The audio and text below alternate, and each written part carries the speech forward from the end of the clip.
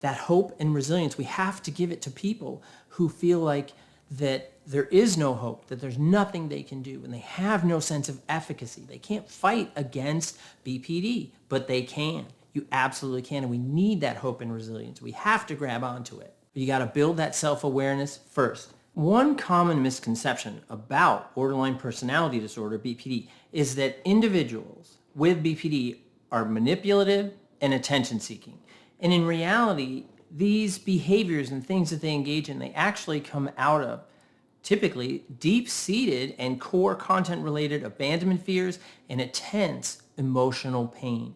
And it's not a desire to manipulate others, but so many people believe this.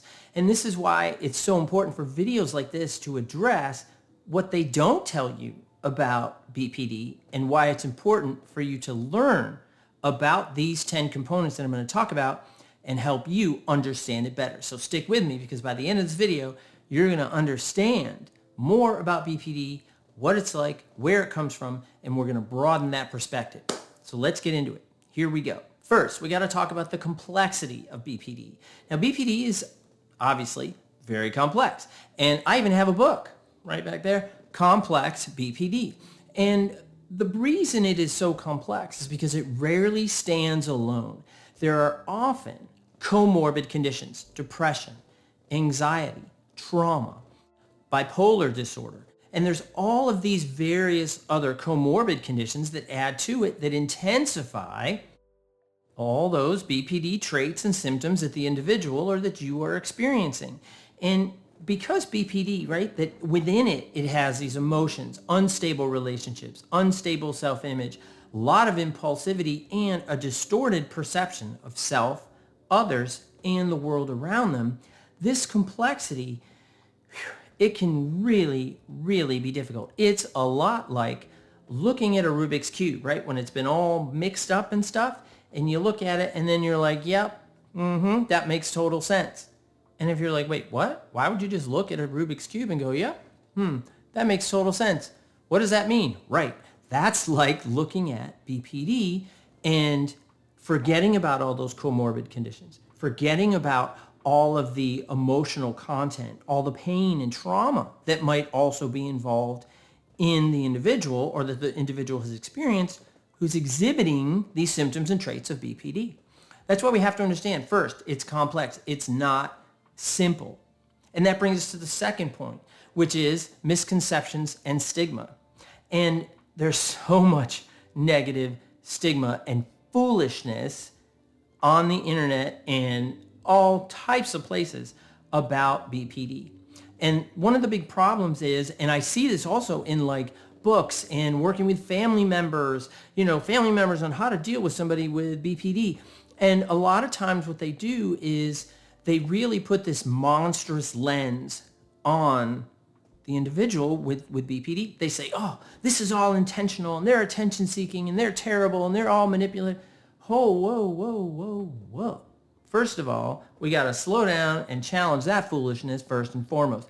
That is that I've never met anybody in my over 20 years of experience in working with individuals with BPD who have told me, I want to be more manipulative, destroy my relationships, feel more distant from others, and I want everybody who even knows me to be afraid of me and not know how to interact with me.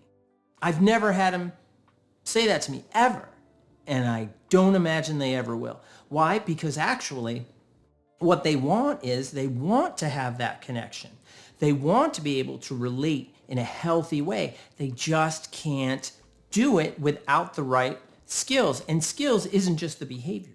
Skills is also managing perceptions of self, other, the world around them, also recognizing what that core content is. What are those factors in that individual that drives those maladaptive BPD beliefs, behaviors, and patterns? And I mean, I've written books on it. I've done hundreds of videos on it. I've traveled all over the world doing different presentations on it, because this is important. This is so critical, that stigma is so full of fluff, and it is not supported by research, except in the 70s and early 80s, but it's 2024 right now, so way outdated, right?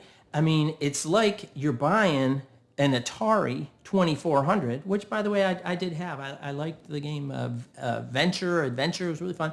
Anyway, buying it today and thinking, oh, well, this is going to be a PlayStation 5. Nope, it sure is not, right?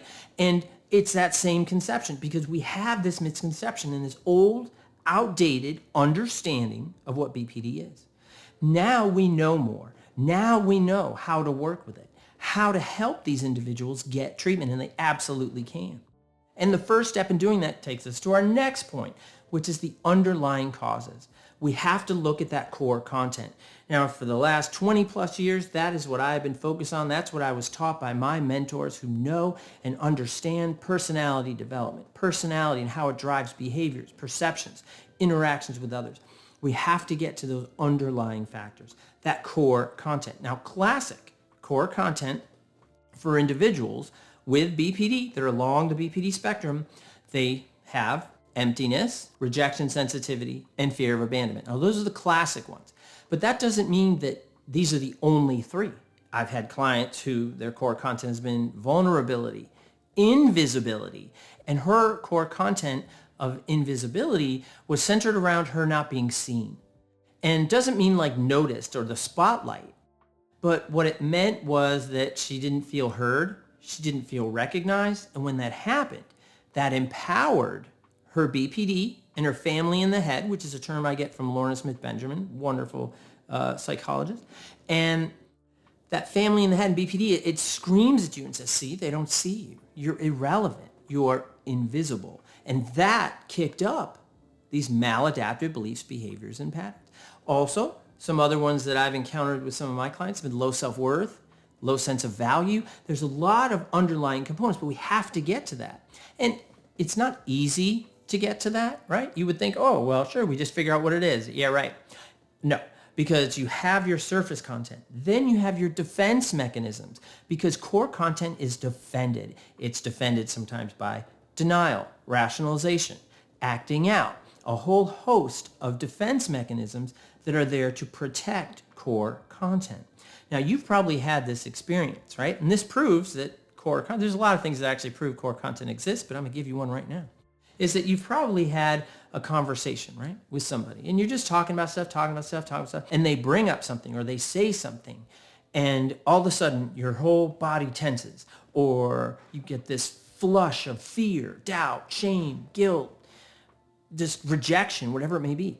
That's hitting core content.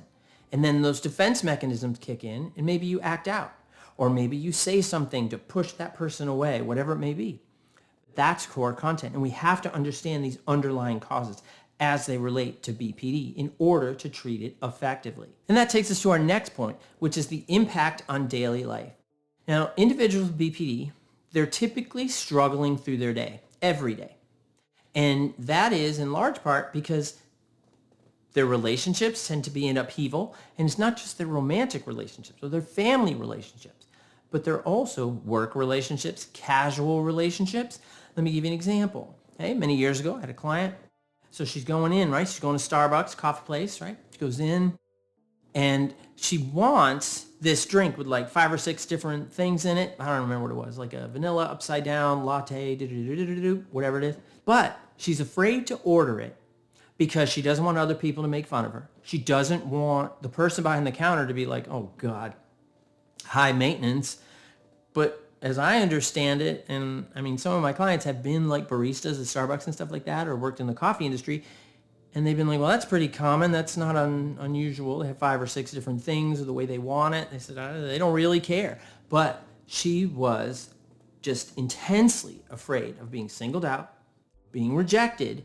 And then when she's rejected, what she imagined was all the baristas behind the counter were just going to point and be like, she wants 5 things. That's too much. She's ridiculous. And all that shame gets kicked in, right? Then fear of abandonment. That adds to emptiness and all of that. So what happens is that then she would go up and she would just order like a dark roast, right? Just a dark roast coffee black. And that's the furthest thing from what she actually wants. And we can broaden that out to the individual with BPD and many different aspects of their life, whether it's job, whether it's sexual desires, whether it's communicating, whether it's wanting to be friends with others, whether it's reading the books they want to do or engaging in the activities that they want to engage in. This impacts their daily life on a regular and routine basis. And what happens is because they work against themselves, that it's hard for them to go after what they really want. It's hard for them to identify what they really want. And that's something that I do with my clients in treatment, is that we work together in order to help them identify what they want and go after it. And a lot of times it ends up them working against themselves, because then they feel safer in failure than they do in success. And we see that it's a difficulty holding down a job, managing their own emotions, and the sense of distress and their sense of internal pain really continues to exacerbate. It gets worse, it gets more intense, and it feels like their head is just going to just pop off and explode, right? And this is day in and day out. Oh yeah, by the way, in contending with those issues and underlying issues and all of those causes and all of those fears and all of those concerns and all of the stigma and everything that we've already talked about, they're also trying to keep themselves under control, right? That's hard. I mean, imagine if you don't have BPD and it's the worst migraine you've ever had, but you have it every day. And because real bad migraines, right, they impact your perception. It's harder to get up. It's harder to engage. It's harder to process. It's harder to keep going, and all of these different factors. And in some cases with migraines, it's even hard to treat. So in a lot of ways, it kind of relates to the experience of BPD in a lot of ways too. Absolutely. But the important thing is, and what we're going to talk about next, is treatment and recovery. BPD, and I want you to hear this, I'm going to put it right here on the screen, right? Maybe put some fireworks or something like that on it, because treatment and recovery is possible. Here it comes.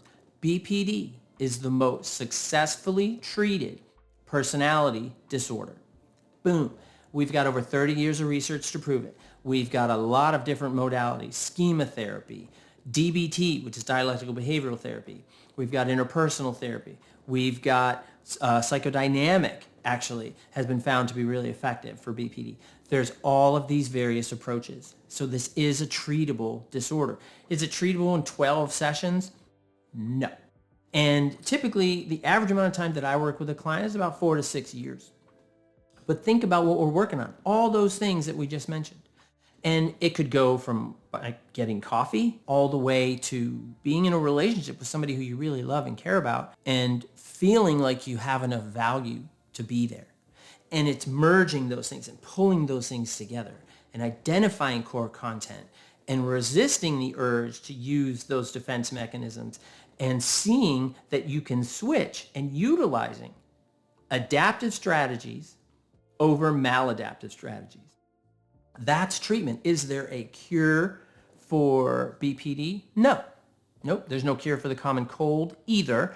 There isn't a cure for many, many things. But people have this expectation that, oh, well, there's got to be a cure. There's got to be medication for it. There's no medication for personality. There just isn't. It'd be great if there was. Heck, if there was, we'd all be dropping it into, people's coffee, like at work or something like that, like some jerk. Right? You want to slip them some non-jerk medication? Who wouldn't do that, right? I get it, but there isn't.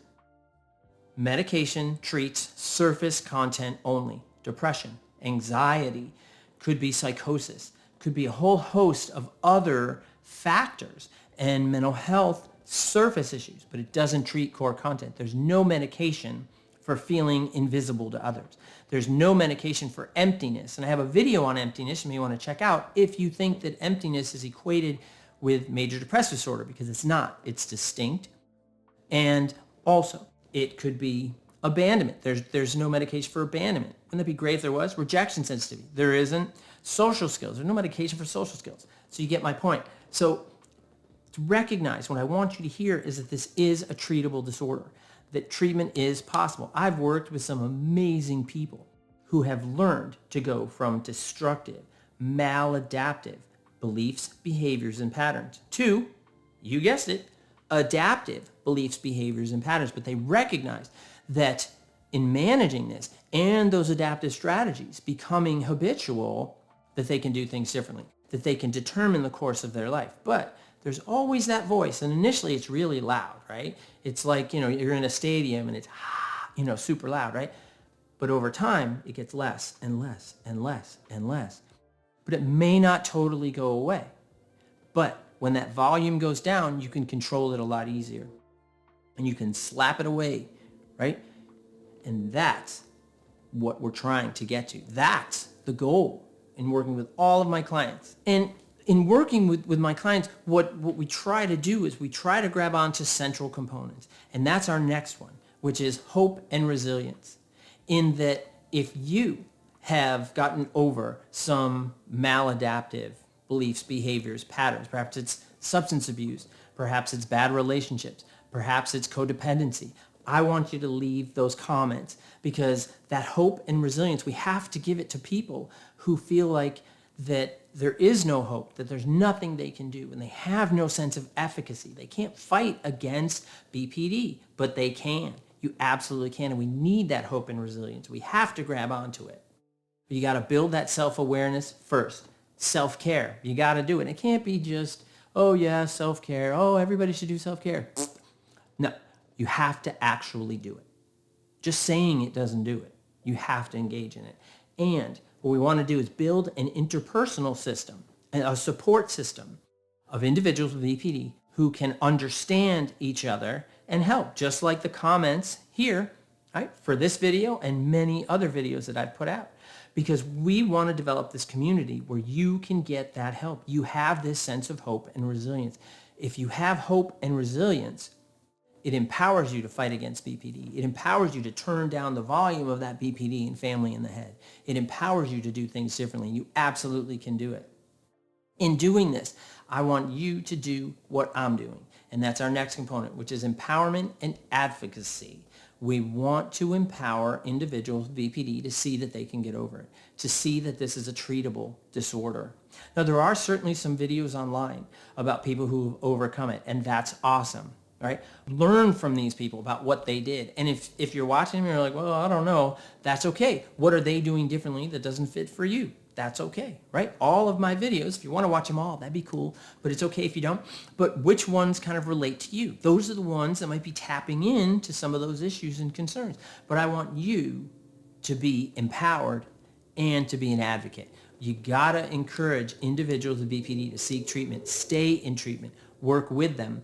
Everybody isn't gonna wanna do that, right? We understand that. People have to be ready for treatment. You're not gonna force somebody into treatment and then they're going to be like, oh yeah, well, I don't really want to be here, but boy, I'm really going to change my whole life. Nope, they have to be ready for that change. And that can be really, really hard. It can be really challenging. And I think that shaming people isn't going to do it. Making them feel bad about their behavior isn't going to do it. Because remember, if you see my other videos, you know I say this, I'm going to put it right here on the screen. You'll never make anyone feel bad enough to do good things. You won't. You just won't.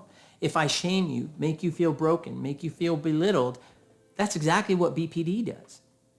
So in essence, what you're doing is you're inadvertently telling that person, I'm going to justify BPD in your head by telling you how stupid you are, how selfish you are, how all your behaviors are just seeking attention and you just want to be in the spotlight and you're this, you're that, da, da. All that is everything. They already know all that. You're not telling them something they don't know. So I want you to be an advocate. I want you to empower these people. Give them the education.